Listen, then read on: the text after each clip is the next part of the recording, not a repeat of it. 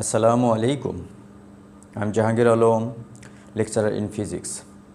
I welcome you all in my online class.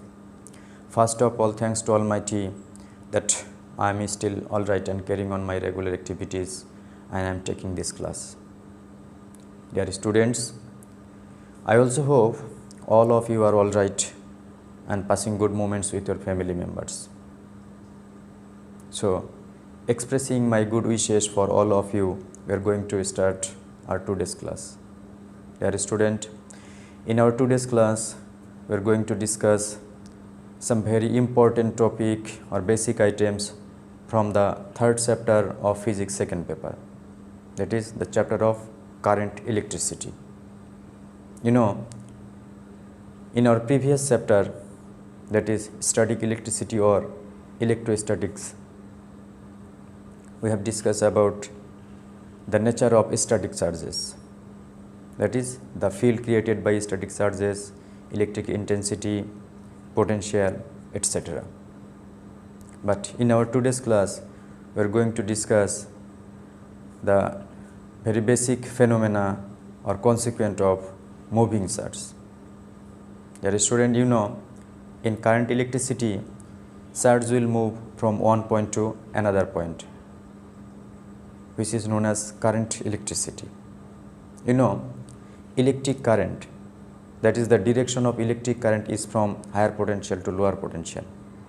But it's very important to realize that electron, the charge carrier particle electron, will move from lower potential to higher potential.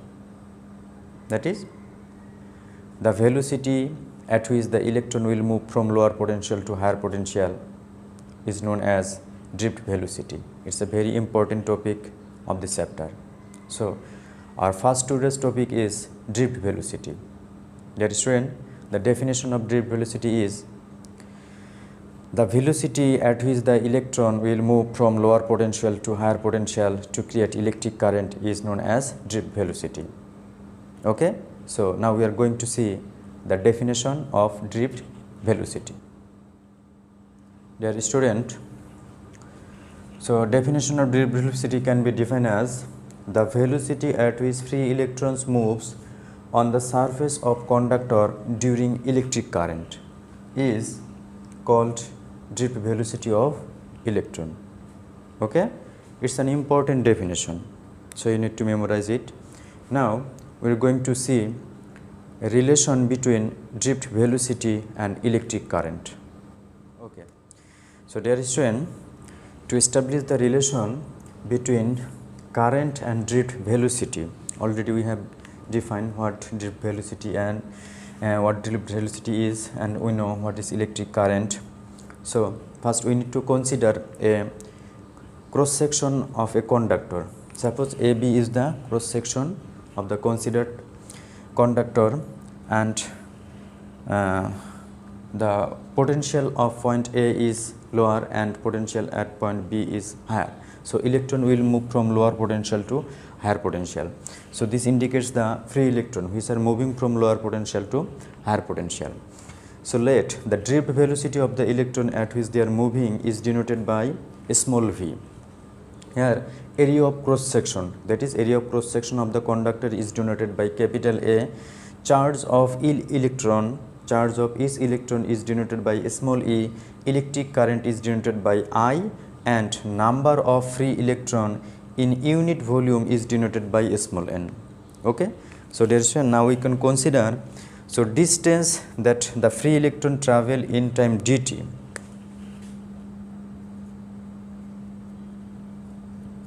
distance traveled by electrons in time dt.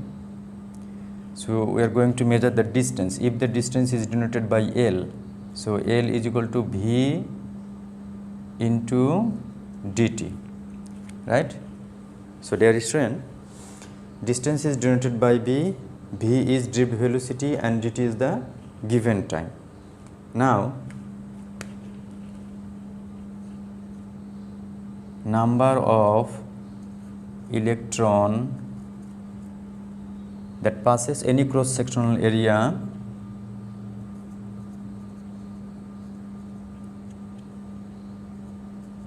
any cross section in time dt, if denoted by capital N, so it will be small n a l. So there is one here, n is the number of electron in unit volume, a is the area of cross section of the conductor, and l is the distance that travel in time dt. So if we use the value of L, so N A V dt, this is the number of electron. Now we can determine the amount of charge that carries this amount of electron, that is charges or charge passes in time dt, if denoted by dq. dq is equal to E N A V dt. This is the amount of charge that passes in time dt. So according to the definition of electric current,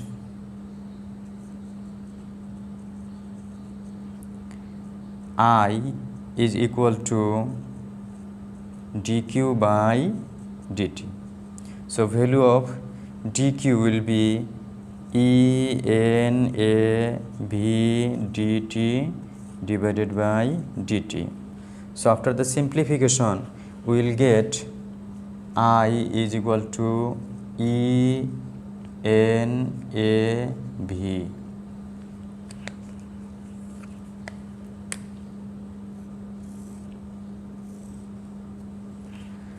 This is the required relation between electric current and drift velocity. Here E is the charge of electron, N is the number of electron in unit volume, and A is the area of cross section. Okay, so using this expression we will solve some mathematical problem. Okay, I hope you got it. Now we are going to another two important topic from this chapter. These are resistance and specific resistance. That's when, you know, when electron passes or moves over the surface or on the surface of a conductor, they collide with each other. So which situation oppose the electric current or movement of electric current? This property of conductor is called resistance, right? So every conductor belongs to this property, that is the resistance. So we can define resistance as the property of a conductor for which it will oppose the electric current is called resistance of the conductor. It's a very important character of a conductor. So there is one. Now we will see the definition of resistance. Okay. So we can define resistance as the property of a conductor for which it opposes the electric current through it is called resistance of the conductor. So resistance of a conductor is denoted by R. Resistance is denoted by capital R, right? Its unit is ohm, or we can express the symbol, use this symbol to express ohm, that is we can use this symbol also. Now we need to consider that the resistance of a conductor depends on some parameter of a conductor. You know, resistance is the opposing force or barrier for the electric current. So if the length of a conductor is more, then the resistance will be more, right? So we can say that resistance of a conductor is directly proportional to the length of the conductor. If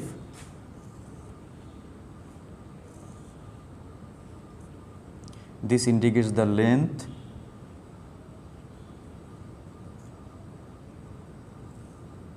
of the conductor, then the resistance of the current will be directly proportional to the length of the conductor. Again, if the area of the cross section is denoted by A, if the area of cross section is increases, then the surface area will also increases, for it will be easier for the electron to move on the surface. So we can say that resistance of a conductor is inversely proportional to the area of its cross section. So R is inversely proportional to the area of cross section. So dear student, combining these two equations, we can write R proportional to L divided by A. Okay? So from this expression, we can replace proportional sign using a constant of proportionality. So we can write R is equal to rho into L by A. Here rho is a constant of proportionality. This constant of proportionality is called a specific resistance, right? So rho is called a specific resistance. It depends on material of the conductor. So dear student, in the expression, if we use L is equal to 1 meter and A is equal to 1 meter square, that is, if the value of L and A both are used as 1, then we can write that R is equal to rho. So in a specific condition, that is the condition of when L is equal to 1 and A is equal to 1, then the value of resistance will be equal to the value of a specific resistance. Okay? So we can define a specific resistance in like that: the resistance of a conductor having unit length and unit area of cross section is called a specific resistance of the conductor. I repeat, the specific resistance can be defined as the resistance of a conductor whose length is 1 and area of cross section is 1. Okay, that is, it's an important definition. Now we will see the definition of a specific resistance. So we can define a specific resistance as resistance of a conductor having unit length and unit area of cross section is called a specific resistance. That is when already we have observed the expression that R is equal to rho into L by A. Here rho is the specific resistance, therefore rho is equal to RA divided by L. Okay, so unit of rho is, so if we use the unit of this quantity, unit of R is ohm and A is meter square and L is meter, then after the simplification we will get ohm meter. So the unit of a specific resistance is ohm meter, right? Dear student, this is a very most common comprehensive question from this chapter, that the specific resistance of a conductor is 3.53 10 to the power minus 7 ohm meter. So what is meant by this? So already we have give the definition of a specific resistance. So this means that the resistance of a conductor whose length is 1 meter and area of cross section is 1 meter square is 3.53 10 to the power minus 7 ohm. I repeat, the resistance of a conductor having length of 1 meter and having area of cross section is 1 meter square is 3.53 10 to the power minus 7 ohm. Okay, this is a very important question. I hope you got it. Dear student, now we are going to discuss an important topic, that is the effect of temperature on resistance. How temperature can affect the resistance of a conductor. You know, resistance is the property of a conductor, okay, and this property arises when electron move on the surface of a conductor, it collides with each other. This collision or this situation oppose the current, and this is known as resistance, right? So dear student, you know, heat is a form of energy. When you apply heat on a conductor, temperature of the conductor increases, and as a consequence the vibration of the particle or atom of the conductor increases, and this situation or increase of the vibration of the conductor oppose the electric current. So we can say that when the vibration of the molecule or atom of the conductor increases, it will oppose more the electric current, that is the electric current will be increases. So we can say that resistance of a conductor will increases with the temperature, with the increase of the temperature. Okay. So dear student, if we consider if the resistance of a conductor at 0 degree Celsius is R naught, and that at T degree Celsius is RT, then the relation between R naught and RT, that is the resistance at 0 degree Celsius and resistance at T degree Celsius, can be expressed as RT is equal to R naught into 1 plus alpha T. Okay. Here alpha is the temperature coefficient of the resistance. Okay. Dear student, from the expression we can write, so RT is equal to R naught plus R naught alpha T, or alpha is equal to RT minus R naught divided by R naught T. If we use the value of R naught and T in the denominator as 1, that is if R naught is equal to 1, that is the resistance of the conductor at 0 degree Celsius is 1, and if the increase in temperature, that is T, is 1, then we can write alpha is equal to RT minus R naught. Okay. This is a specific or a special condition at which the difference in resistance will be equal to alpha. So from this situation we can give the definition of alpha, or temperature coefficient of resistance. Okay. So definition of the temperature coefficient of resistance is given here. Increase of resistance of a conductor having unit resistance at 0 degree Celsius for each degree Celsius increase in temperature is called temperature coefficient of resistance of that conductor. So dear student, it's an important definition, you have to memorize it. So unit will be per degree Celsius or per Kelvin, right? Now we will see a comprehensive question on the basis of temperature coefficient of resistance. This type of question will appear in the almost exam and the question is for aluminum alpha. Here alpha means temperature coefficient of resistance. Alpha is equal to 3.9 10 to the power minus 3 per degree Celsius. What is mean by this? So dear student, from the definition you have already realized the phenomena. So we can say that the alpha for aluminum is 3.9 10 to the power minus 3 per degree Celsius, means that if the resistance of aluminum at 0 degree Celsius is 1 ohm, then for the increase of temperature by 1 degree Celsius, resistance of the aluminum will be increased by 3.9 into 10 to the power minus 3 ohm, right? I hope you got it.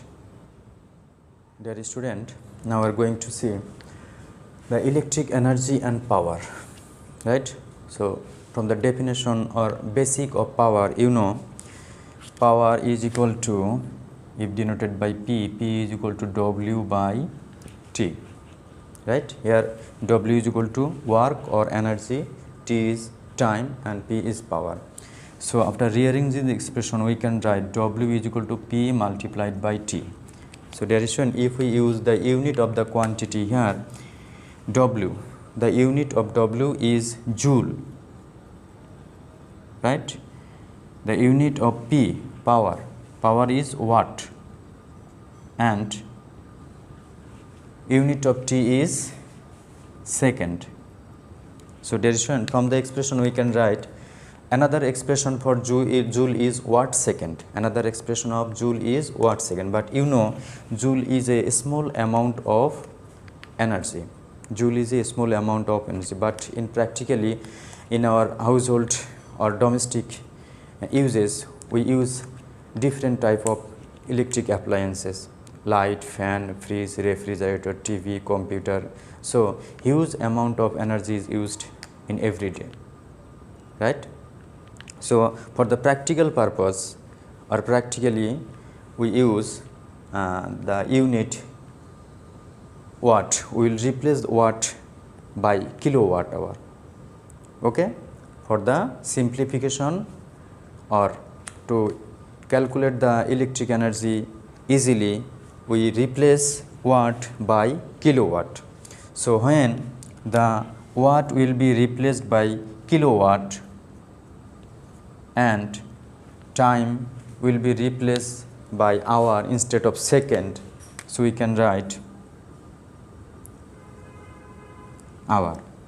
So kilowatt hour is a practical unit of electric energy, right? So from the expression, that is true, if we simplify or rearrange the expression, you will get 1 kilowatt hour is equal to 3.6 into 10 to the power 6 joule. This is practical unit of electric energy. Using this energy, we will calculate the consumed electric energy, and we need to pay the electric bill depending on this unit. For the simplicity, 1 kilowatt hour, it can be said as simply just unit. That is 1 kilowatt hour is equal to 1 unit, or BOT unit, that is Board of Trade unit. So we can write 1 kilowatt hour is equal to 1 unit, or 1 BOT unit, right? So 1 kilowatt hour can be said simply as 1 unit or 1 BOT unit, Board of Trade unit, right, dear student? So I hope you got it, and I believe that already in your previous class, that is in class 10, you have learned about the BOT unit or kilowatt hour. Okay, so now we are going to see some mathematical problem based on the topic we have discussed in our today's class. Dear student, here is a mathematical problem, and the problem said that 10 ampere current is flowing through a conductor, that is the value of current is 10 ampere, having cross sectional area of 1 millimeter square, that is the area of cross section is 1 millimeter square, and number of electron per cubic meter is 10 to the power 28. What is the drift velocity of the electron? So here the given informations,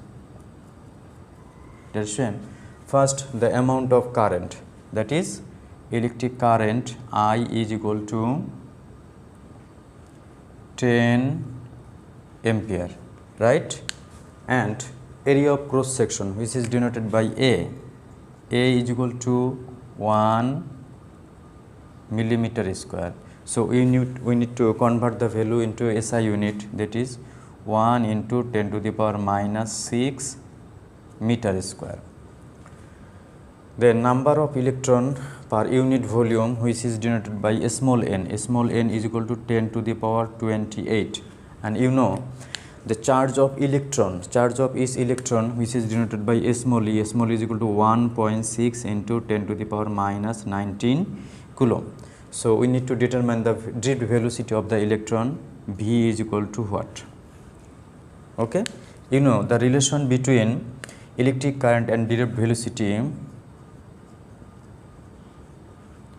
I is equal to NAVE. This is the relation between current and drift velocity.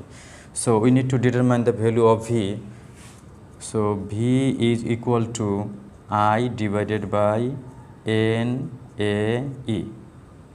That is when using the value of I, 10 ampere divided by N, number of electron 10 to the power 28 multiplied by A is equal to 10 to the power minus 6 meter square, and E means 1.6 into 10 to the power minus 19 coulomb. Okay. So after the calculation you will get 6.25 into 10 to the power minus 3 meter per second. So unit of velocity is meter per second, right? This is the drift velocity of the electron in the conductor. Okay. Dear student, here is our another mathematical problem. In the problem they said the resistance of a conductor having length of 0.48 meter, this is the length of the conductor, and diameter of 0.12 millimeter is 15 ohm. This is the resistance. What is the specific resistance? Okay. So here given information, first they mention the length of the conductor, length L is equal to 0.48 meter. Diameter of the conductor is 0.12 millimeter. But to calculate the cross-sectional area, we need to determine the radius of the wire. So R radius is equal to 0.12 millimeter divided by 2. Okay, it will be 0.06 millimeter, but we need to convert the value into meter unit. So it will be 6 into 10 to the power minus 5 meter, and resistance of the conductor R is equal to 15 ohm. We need to determine the specific resistance rho of the conductor. Okay. So we know a specific resistance rho is equal to RA divided by L, right? So dear student, here R is the area of cross section, which can be expressed as, since the radius of the wire is given, so we can express or replace A by pi R square divided by L. So using the value of R, pi and small r, we will get here R is equal to 15 multiplied by 3.14, R is equal to 6 into 10 to the power minus 5 square divided by L. L is equal to 0.48. Okay. After the calculation, you will get the value will be 3.53 10 to the power minus 7 ohm meter. 3.53 into 10 to the power minus 7 ohm meter, right? This is the specific resistance of the wire. Okay. Yes, here is our another mathematical problem. It is from the temperature coefficient of resistance. The resistance of tungsten at 25 degrees Celsius is 65 ohm. Okay. This is resistance which is at 25 degrees Celsius. What will be its resistance at 200 degrees Celsius? Since the resistance was 65 at 25 degrees Celsius and the temperature of the conductor increases to 200, so definitely resistance also will increase to a certain value. Here alpha means temperature coefficient of resistance is given here, right? So here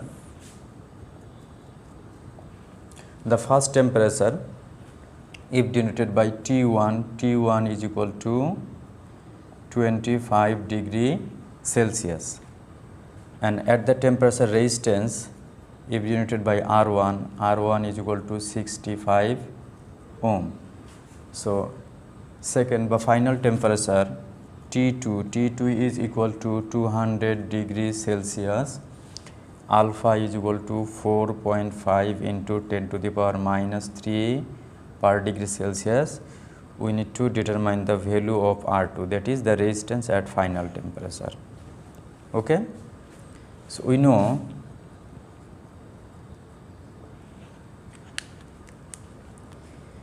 R is equal to, or RT is equal to R naught 1 plus alpha T. So dear student, if you express the or use the expression for the T1 temperature, then it will be, therefore it will be R1 is equal to R naught into 1 plus alpha T1, and R2 if denoted by equation number 1, R2 is equal to R naught divided by 1 plus alpha T2, equation number 2. So we need to determine the value of R2. Here we need to divide the equation 2 by 1. So R2 divided by R1 is equal to R naught will be cancelled out. It will be 1 plus alpha T2 divided by 1 plus alpha T1. Okay. Or R2 is equal to R1 multiplied by 1 plus alpha T2 1 plus alpha T1, right. So using the value of R1, that is 65 multiplied by 1 plus alpha means 4.5 into 10 to the power minus 3 into T2 means 200 divided by 1 plus alpha 4.5 into 10 to the power minus 3 multiplied by 25, right. So after the calculation, dear student, you will get, it will be 111 ohm. So this is the resistance of tungsten at 200 degree Celsius, right. I hope you got it. Here is our another mathematical problem. In the problem they said that a TV of 250 watt used for 1 hour and an iron of 1200 watt used for 10 minutes. Which one consumed more energy, right? So from the expression or question, we realize that there are two appliances used for different time, and we need to calculate the consumed energy by the two appliances, and finally we need to compare the energy. Here for TV, the power of TV is P is equal to 250 watt and time T is equal to 1 hour. For electric iron, P is equal to 1200 watt and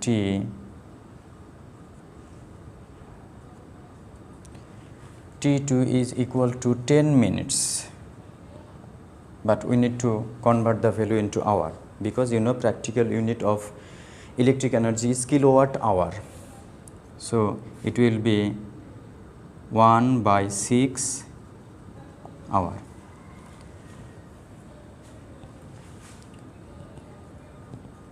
We know energy, if energy consumed by TV is denoted by W1. So for TV, W1 is equal to, you know, it will be P1 T1 divided by 1000, because power is given in watt unit, we need to divide the power by 1000, so it will be converted to kilowatt, and time is given already in hour unit. So it will be, it is unit, so 250 multiplied by 1 divided by 1000 kilowatt hour. So it will be 0.25 kilowatt hour, right.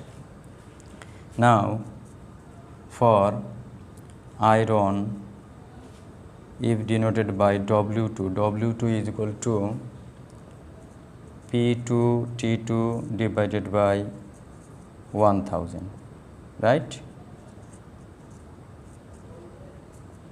So P2 is equal to 1200, T2 is equal to 1 by 6, so 1000 multiplied by 6, okay? And after the calculation you will get 0.6, 0.2 kilowatt hour. Dear student, from the calculation we have observed that W1 is equal to 0.25 and W2 is equal to 0.2. So we can write here W1 greater than W2, that is the TB will consume more energy in this question, right? So dear student, I hope you got it and you enjoyed my class today, and I believe that this class will help you a lot for your upcoming exam. So thank you very much again. May Allah bless all of you. Assalamu alaikum.